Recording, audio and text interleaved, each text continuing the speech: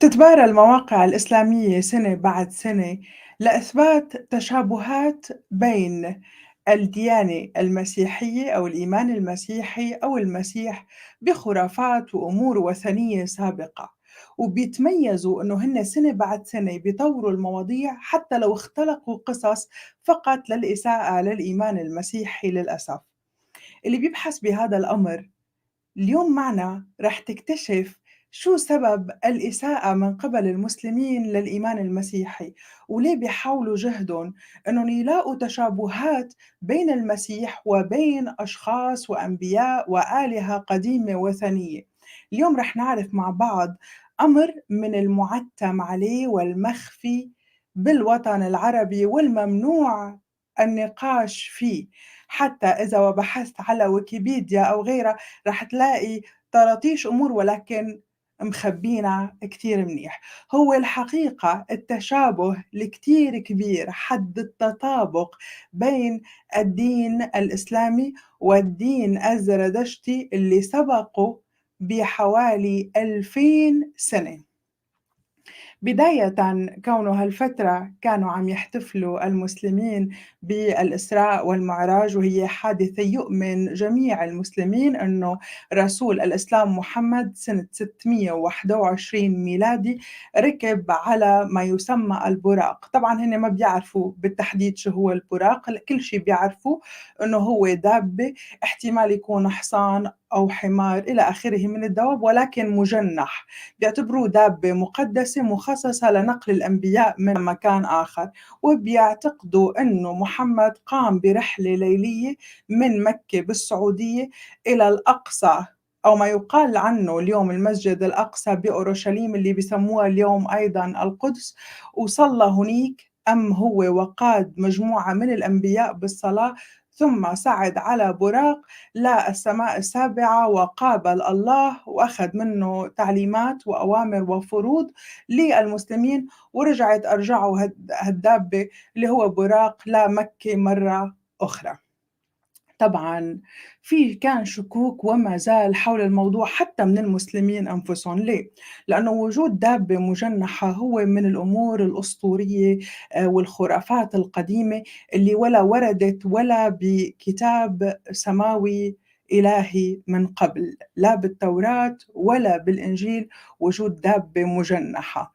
الأمر الآخر إنه حتى لو ورد بالكتاب المقدس حوادث اختطاف إلى السماء أو مثلًا مثل النبي إيليا صعد للسماء، ولكن كان في شاهد اللي هو أليشع. الرب يسوع المسيح صعد للسماء على السحاب، كان بوجود تلاميذه ورسله والمريمات عشرات الناس شاهدين. أما بحادثة محمد رسول الإسلام ما شهد بهالحادثة ولا حدا كان معه أبدًا ولا حدا شافه ولا حدا أيضًا شاف براق. الأمر الثالث والأهم، حتى شيوخ المسلمين بعضهم طبعًا مو كلّن بيعترفوا فيه إنه بزمن محمد ما كان في شي اسمه المسجد الأقصى، يعني بإسرائيل أو ما يسمى فلسطين أو القدس ما في مسجد أقصى لأنه ما كان في مسلمين ليبنوا مسجد أقصى، وإنما الأقصى هو كان الأبعد، كونه يؤمنوا إنه هو عرج للأبعد فبيقولوا إنه هو أسرى لأبعد مسجد، ولكن بوفق شهادة حتى شهود منهم بيقول لك ما كان في أصلًا المسجد الأقصى على دور محمد، ومحمد ما بناه ولا كان في مسلم ليبنيه، ومن الطبيعي إنه ما كان في مسلم قبل محمد لحتى يبنيه. الأكثر أهمية من كل هالشكوك وهالنقط هو إنه هالرواية مأخوذة حرف حرف من أسطورة وخرافة زرادشتية.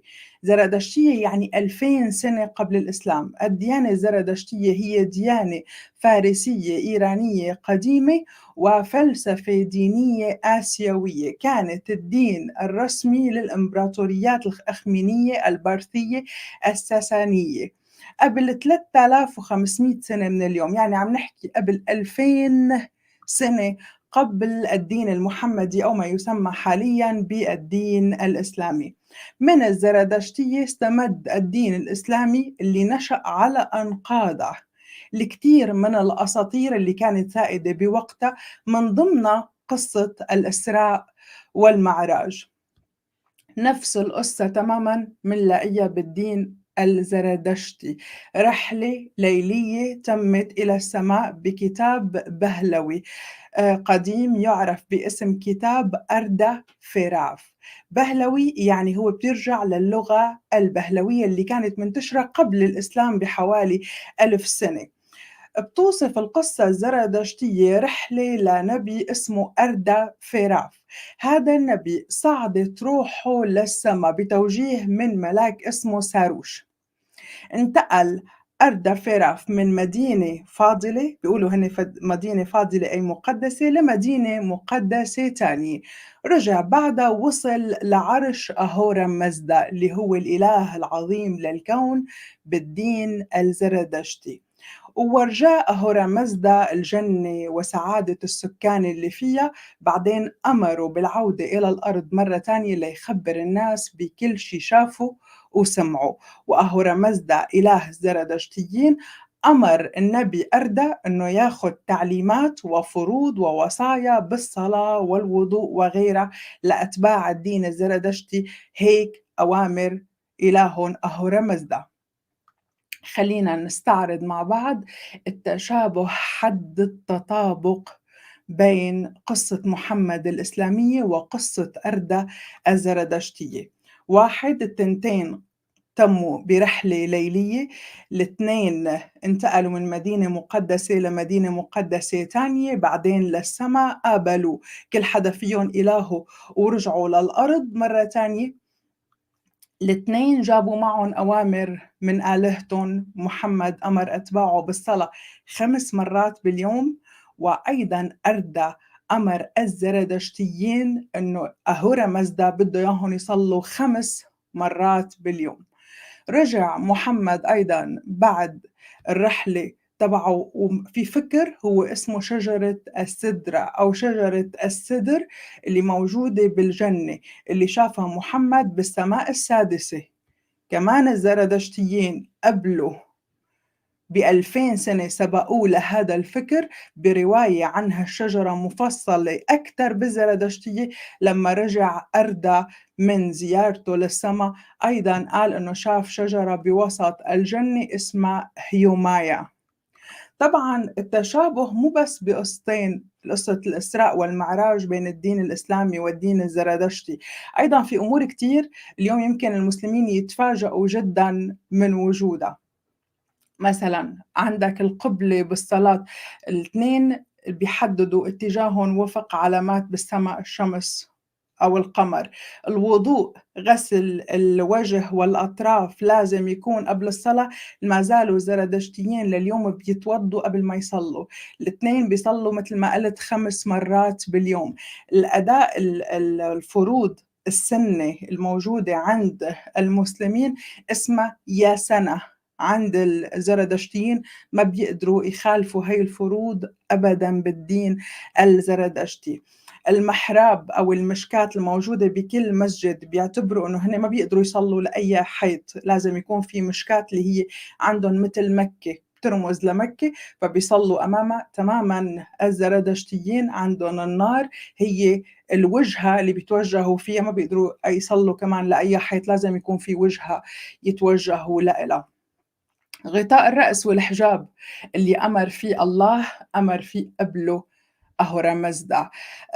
أيضا الاثنين مطالبين وقت الصلاة أنهم يصلوا من كتبهم باللغة الأصلية اللي نزل فيها الكتاب. يعني كلنا بنعرف أنه الإسلام ما بيقدروا وقت الصلاة يصلوا القرآن بلغات مترجمة. بتلاقي حتى المسلم الغير عربي لو ما عم يفهم لازم يقرأ، لو مثل الببغاء المهم يرجع وقت الصلاة يقرأ باللغة اللي بيؤمنوا أنه القرآن أنزل فيها. تماماً بنفس الطريقة الديانة الزرادشتية ما بيقدروا يقروا بأي لغة، لازم وقت الصلاة تحديداً إنهم يقروا الأفستا، عندهم اسمه الأفستا باللغة الأصلية اللي يؤمنوا أيضاً إنه نزل فيها الأفستا وهي جاثاس. كمان الدينين بيدعوا لتوحيد الإله نسبةً إنه إيران أو فارس كان عندهم آلهة كتير محتاجين لتوحيدها، أيضًا بقريش شبه الجزيرة العربية كانوا يؤمنوا بتعدد الآلهة محتاجين لتوحيدها، وهذا الأمر جدًا خطر باتمنى تروحوا تحضروا حلقة عملتها قبل فترة، وهي ليش المسيحيين لا يؤمنوا بالتوحيد، وإنه الإله الواحد لا يحتاج لتوحيد، وخطورة معتقد توحيد الآلهة، لأنك أنت هيك عم تجمع ضد الإله مع الإله تحت مصطلح التوحيد. أما تفاصيل قصتي الإسراء والمعراج بين الرواية الزرادشتية أو الرواية الإسلامية، فالباحثين بين الأمرين راحوا لتصديق الرواية الزرادشتية أكثر من الرواية المحمدية لعدة أسباب. السبب الأول إنه أردى بيقولوا صعد بالروح فقط، هذا الأمر ممكن اليوم يتحمّله عقل أو يستوعبه ويكون منطقي نوعًا ما. السبب ليش؟ لأنه ممكن اليوم بعلم النفس بيآمنوا البعض بما يسمى بالإسقاط النجمي، كمان باتمنى تحضروا حلقتي جدًا مهمة عن الإسقاط النجمي. فممكن إنه العالم الروحي يؤخذ إنسان من مكان لمكان آخر، يزور عالم آخر روحي أو مادي أو دولة أخرى ويرجع لهذا العالم، فصدّقوا موضوع زرادشت. أمّا محمد فكرة إنه يروح بالجسد على دابة مجنحة ليخترق ويكسر قوانين الجاذبية الأرضية ويرد يرجع مرة تانية، فالباحثين بين القصتين ليشوفوا مين الأصدق ماله للتصديق. طبعًا الأمر التاني والأهم إنه قصة زرادشت الدين الزرادشتي سبقت الرواية الإسلامية مثل ما ذكرت ب2000 سنة، فمو معقول تكون الزرادشتية هي الأخدة الإسراء والمعراج من الدين الإسلامي.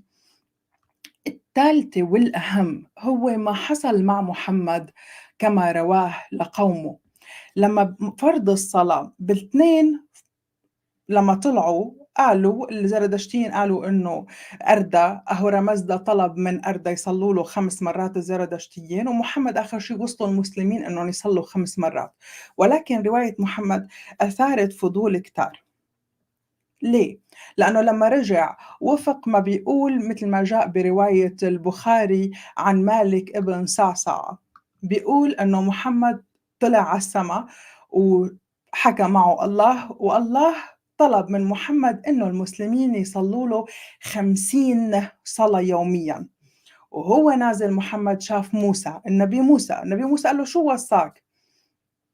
الله قال له وصّاني بده قومي يصلّوا 50 صلاة باليوم، فموسى قال له: "ما رح يقدروا قومك اسألني لإلي، أنا جرّبت قبلك بني إسرائيل فشلوا، ارجع لعند الله وخلّيه ينزّل لك إياهم شوي." رجع محمد وفق الرواية الإسلامية هذا بيآمنوا فيه تمامًا المسلمين كلّن، فرجع محمد لعند الله وقال له عم بيقول موسى ما رح يقدروا قومي على ال50 إذا بتنزّلنا إياهم شوي، نزّلهم الله ل40 30 20 وكل مرّة كان محمد وهو راجع يشوف موسى، يقول له: "موسى قد إيه صار العدد؟" يقول له: "مثلًا 40" يقول له: "لأ ارجع لعنده خلّيه ينزّل لك إياهم شوي."